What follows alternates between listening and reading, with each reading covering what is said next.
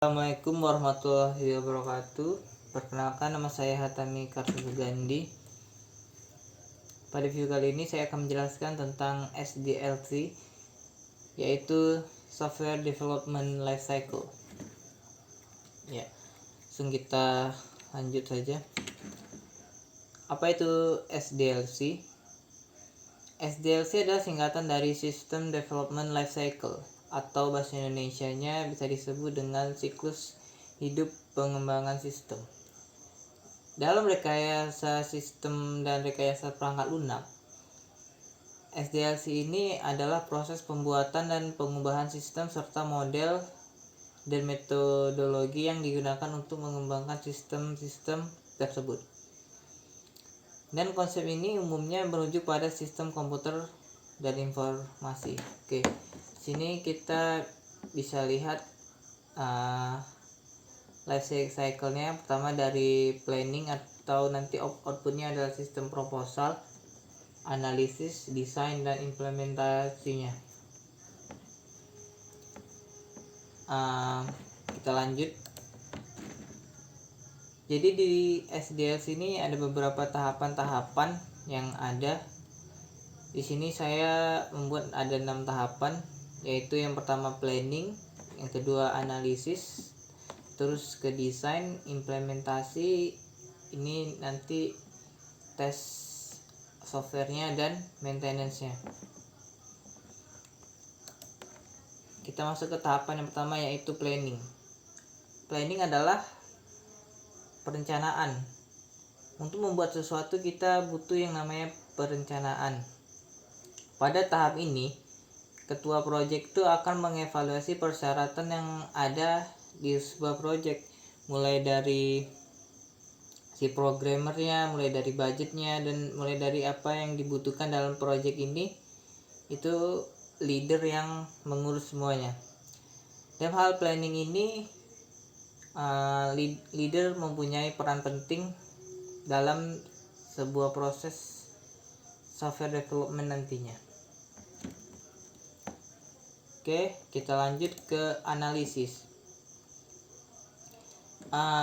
Di fase ini terkadang dianggap sebagai bagian dari tahapan planning juga. Tapi tujuan dari fase ini adalah menentukan untuk apa seharusnya software atau di aplikasi tersebut dan persyaratan apa yang dibutuhkan untuk menjalankannya. Ini adalah menganalisis sebuah software, apa-apa saja yang dibutuhkan dan apa-apa saja yang tidak dibutuhkan. Di sini lebih antara analisis sistemnya, intinya antara pengguna dan pembuat aplikasi itu harus bersinambungan gitu. Oke, kita lanjut ke desain. Di desain ini nanti ada 6 bentuk, yaitu adalah komunikasi, arsitektur, security, programming, UI, dan platform. Pertama dari komunikasi adalah yang didesain ini adalah komunikasi antara aset-aset seperti server pusat dan aplikasinya. Sedangkan di arsitektur adalah arsitektur aplikasi tersebut. Bentuk, misalnya bahasa pemrogramannya apa yang dipakai dan bagaimana metodenya, itu ada di desain arsitektur. Terus ada programming, adalah orang yang memprogram aplikasi tersebut. Setelahnya ada UI. UI sama-sama kita tahu, di sini ada UI adalah user interface, yang mana nanti di software itu berhubungan langsung dengan pengguna aplikasi. Terus ada platform. Platform ini adalah tempat di mana aplikasi akan dijalankan.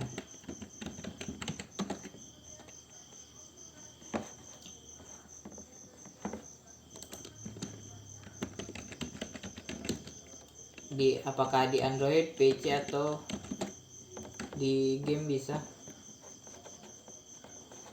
itu adalah platform.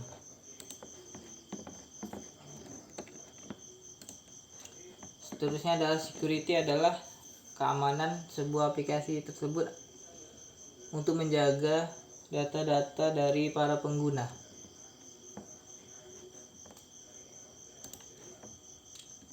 Setelah desain, kita masuk ke dalam implementasi ke dalam pembuatan softwarenya.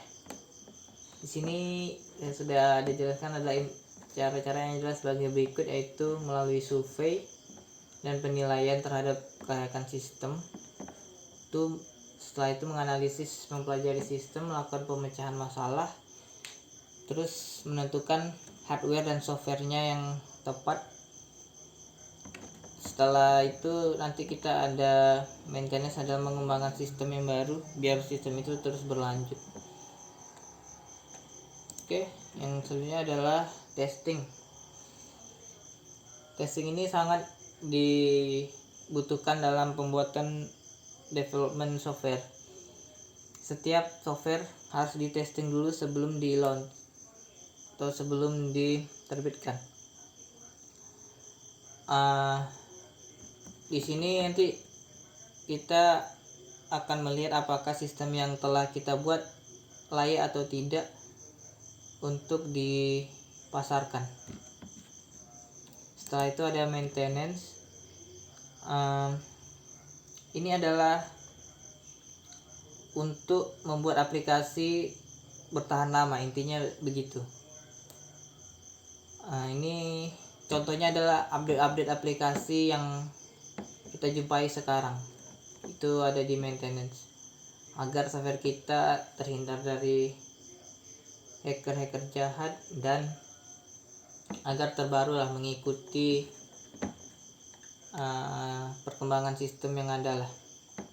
Itu di maintenance. Oke, selanjutnya ada di metode SDLC. Yang pertama itu ada struktur design. Terus yang kedua ada rapid application development. Terus yang ketiga ada agile development. Selanjutnya kita masuk ke waterfall method. Di waterfall method ini intinya adalah mengidentifikasi persyaratan sistem jauh sebelum pemrograman dimulai.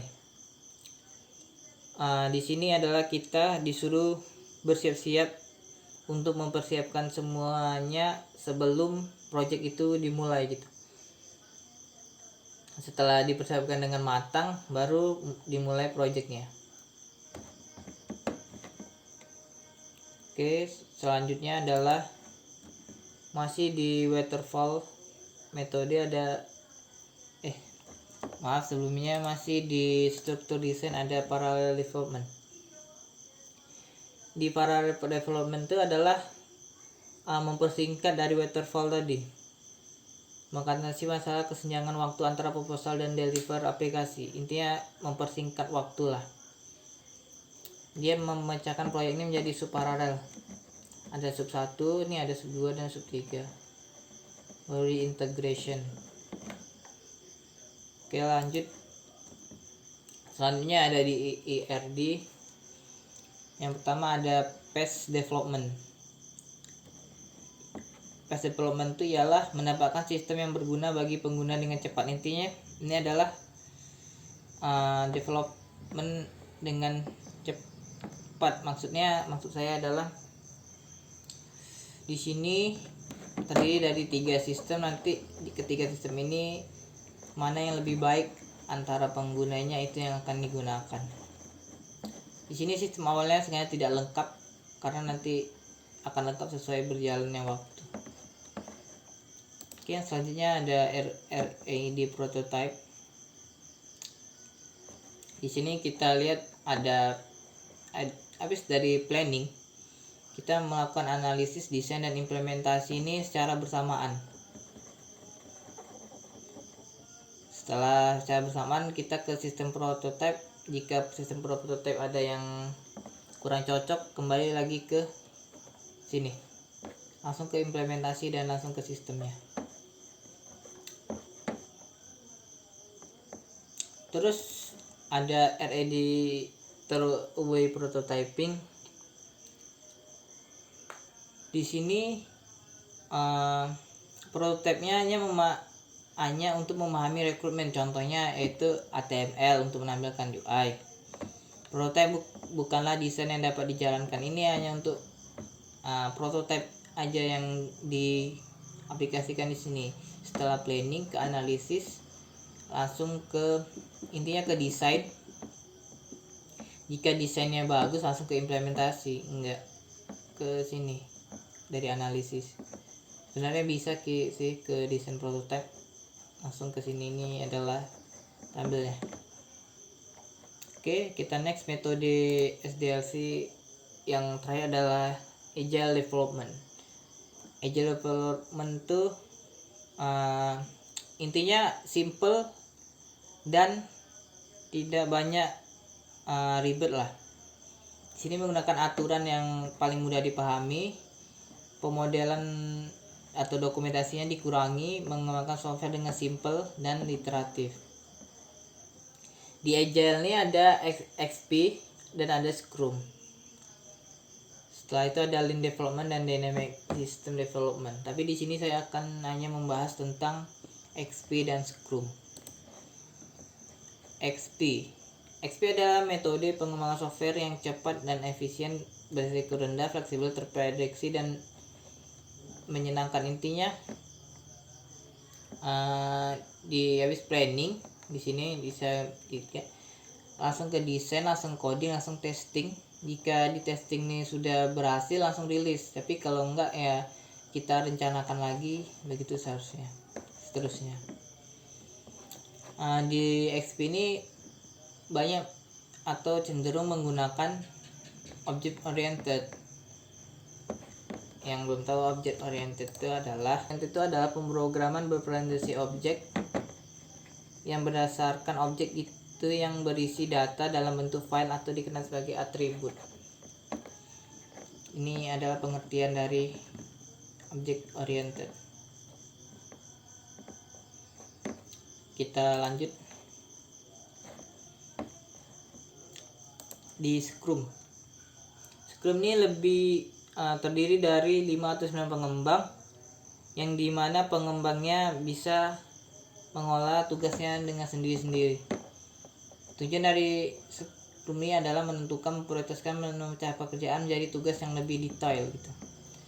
Tim memiliki karakter self-organized, bisa mengelola diri sendiri tadi yang saya jelaskan, bisa memahami tugas dan bertanggung jawab terhadap deadline yang diberikan oleh leader tadi pada tahap planning.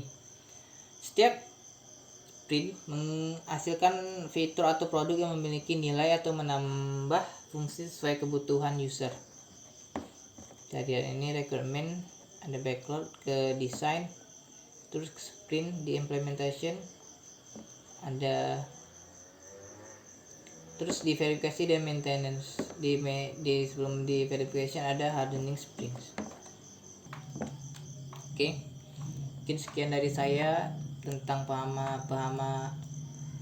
pemahaman SDLC. Lebih dan kurang mohon maaf. Saya akhiri dengan assalamualaikum warahmatullahi wabarakatuh.